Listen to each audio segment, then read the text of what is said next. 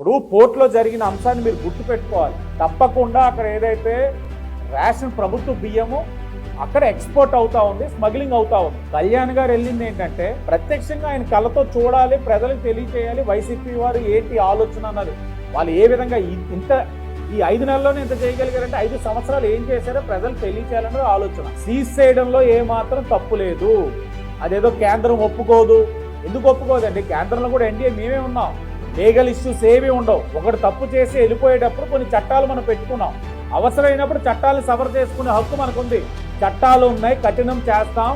ఇప్పుడు ఏదైతే నిన్న మీరు క్యాబినెట్ మీటింగ్లో కూడా చూశారు, అది సిబిఐ సిఐడి ఎంక్వైరీకి వెళ్తాం. దాంట్లో మొమ్మాటికి వైసీపీ నాయకుల ఒక పాత్ర ఉంది. అంటే ఆ పాత్ర 5 నెలల్లోనే ఇన్ని వేల టన్నులు అంటే 5 సంవత్సరాలు ఇన్ని లక్షల టన్నులు. కళ్యాణ్ గారి ఉద్దేశం ఆయన అక్కడికి వెళ్ళడానికి కారణం కొంతమంది ఇంకా మెతక్గా ఉన్నారు అధికారులు, ఇంకా పిసుకులాట్లు పోలా.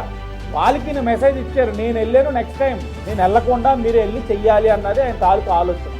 అంతేగాని ఇక్కడ ఏ సినిమాలు లేవు, ఏమీ లేవు. ఆయన చేయాల్సిన సినిమా ఆయన చేసుకుంటున్నారు చాలు.